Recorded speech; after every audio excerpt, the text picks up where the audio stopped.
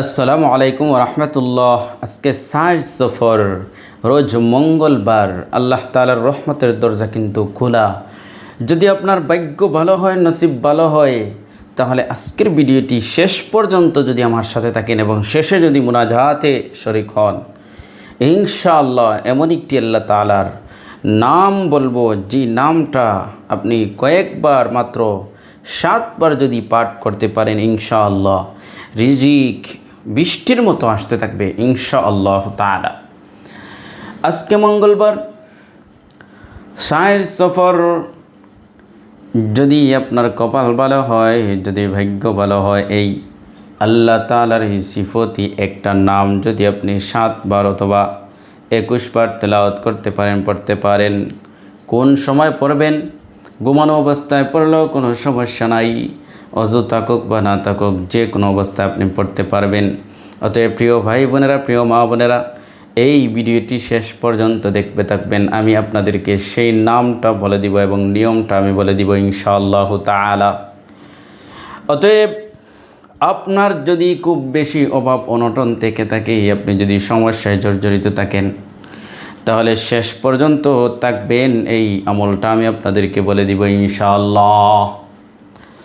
আজকে মঙ্গলবার, এই দিনটা শুরু হোক আমাদের আমলের মাধ্যমে, দোয়ার মাধ্যমে, মুনাজাতের মাধ্যমে, আল্লাহ তাআলার সিফতি নাম উচ্চারণের মাধ্যমে।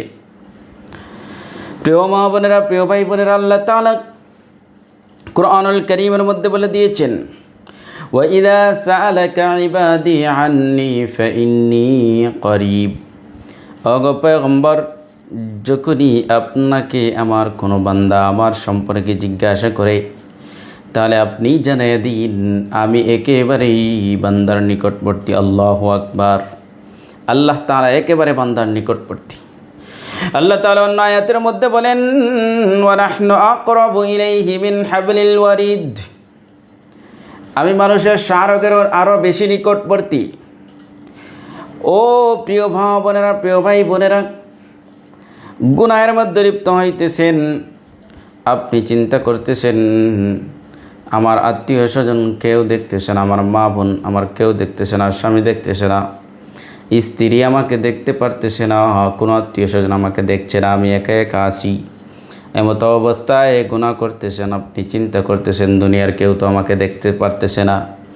কিন্তু আপনার তো জানা থাকা দরকার, যদিও দুনিয়ার কোনো মানুষ আপনাকে না দেখি, আল্লাহ পাক রব্বুল আলামিন তো আমার আপনার শাহরগর আরও বেশি নিকটবর্তী। আহকামুল হাকিমিন রব্বুল আলামিন তো অবশ্যই আপনাকে আমাকে দেখতেছেন। আল্লাহু আকবার।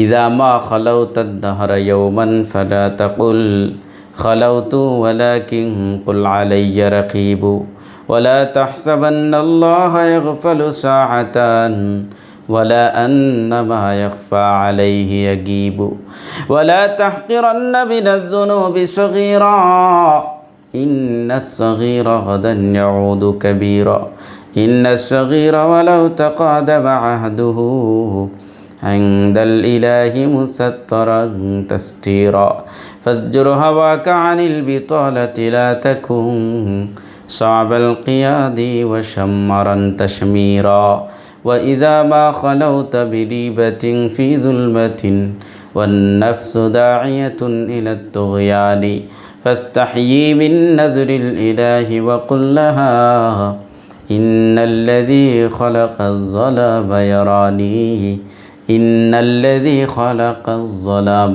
يراني الله أكبر বলেন। এই জন্য মুসলমান ভাই বোনেরা, মুসলমান মা বোনেরা, শুধু আমল করবেন, শুধু আমল। আল্লাহ পাক রব্বুল আলামিন কুরআনুল কারীমের মধ্যে বলেন, ওয়া কুল ইমালু ফাসায়ারাল্লাহু আমালাকুম ওয়া রাসূলুহু ওয়াল মুমিনুন। ওগো পয়গম্বর, আপনি আপনার উম্মতদেরকে জানিয়ে দেন, ইমালু, আপনি বলে দিন তাদেরকে তোমরা আমল করতে থাকো, অতি অবশ্যই আল্লাহ এবং তার রাসূল এবং অপর মুমিন মুমিনাত তোমাদের আমলনামা দেখতে পাবে কিয়ামতের ময়দানে। কিয়ামতের ময়দানে আমার আপনার আমলনামা প্রকাশ হয়ে যাবে, সবাই দেখতে পাবে। আল্লাহ পাক রব্বুল আলামিন দেখবেন, রাসূল দেখবেন, অপর জান্নাতি মুমিন মুমিনাতরা দেখতে পাবে। ওই দিন যদি শর্মিন্দার লজ্জিত না হতে হয় তাহলে আপনাকে প্রথমত 5 ওয়াক্ত নামাজ আদায় করতে হবে। এরপরে হজ যদি ফরজ হয় হজ করতে হবে, রোজা যদি ফরজ হয় রোজা রাখতে হবে, যাকাত যদি ফরজ হয় যাকাত আদায় করতে হবে। ঈমান তো মাস্ট আনতেই হবে, না হলে তো মুমিনি হওয়া যাবে না। এই জন্য প্রিয় মা বোনেরা, প্রিয় ভাই বোনেরা, বেশি বেশি আমল করবেন। আপনারা তো অবসর থাকেন, পবিত্র কোরআনুল কারীম তেলাওয়াত করবেন বেশি বেশি। আল্লাহর পয়গম্বর একবার সাহাবায়ে কেরামকে জিজ্ঞাসা করলেন, হে আমার সাহাবায়ে কেরাম, খুব গভীর মনোযোগ সহকারে এই হাদিসটা আপনারা শুনবেন। ইনশাআল্লাহ আপনার আমলনামার মধ্যে শুধু সওয়াব আর সওয়াব বাড়তে থাকবে ইনশাআল্লাহ। পয়গম্বর জানায়া দিলেন, সাহাবায়ে কেরাম, আলা ইয়াস্তাতিউ আহাদুকুম আন ইয়াকরা আলফা আয়াতিন ফি কুল্লি ইয়াওম। আমার সাহাবায়ে কেরাম, তোমাদের কেউ কি এই আমলের উপর সক্ষম নয়? তোমাদের কেউ কি পারবে না প্রত্যেক দিন 1000 কোরআনুল কারীমের আয়াত তেলাওয়াত করতে? প্রত্যেক দিন 1000 তেলাওয়াত, 1000 আয়াত তেলাওয়াত করতে পারবে কিনা?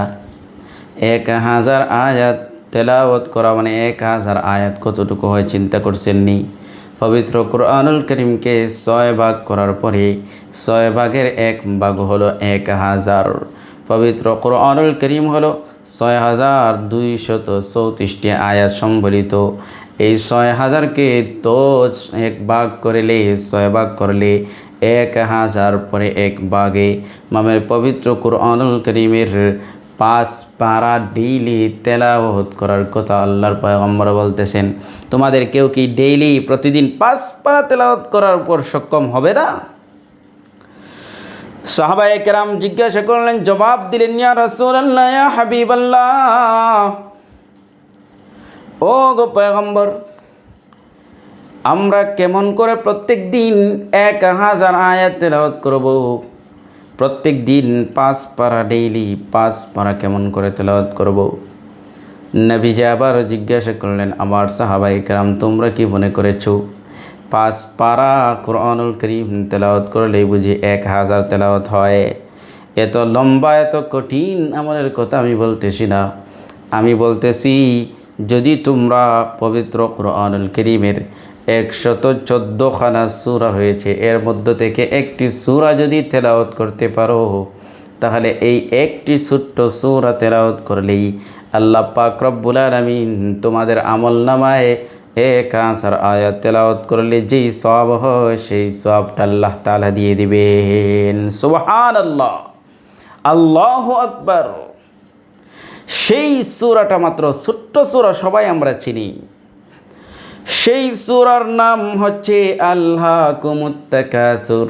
সূরাতুত তাকাসুরের কথা আল্লাহর পয়গম্বর এই হাদিসের মধ্যে বলেছেন, যদি কোনো বান্দি সূরাতুত তাকাসুর মানে আলহাকুমুত তাকাসুর হাত্তা যুরতুমুল মাকাবির কাল্লা সাউফা তা'লামুনা সুম্মা কাল্লা সাউফা তা'লামুন কাল্লা লাউ তা'লামুনা ইলমাল ইয়াকিন লাতারাউন্নাল জাহিমা সুম্মা লাতারাউন্নাহা আইনাল ইয়াকিন সুম্মা লাতুসআলুন্না ইয়াওমাইযিন আনিন নাঈম।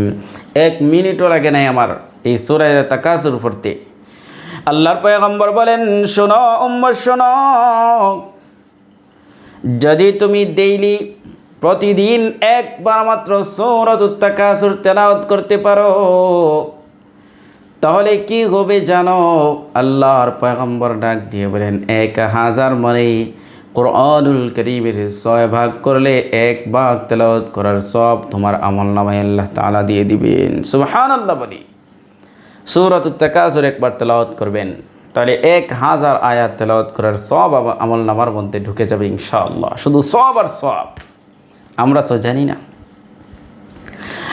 প্রিয় মা বোনেরা, প্রিয় ভাই বোনেরা, কত মানুষ অভাব অনটনে জর্জরিত, কত মানুষ সমস্যায় জর্জরিত।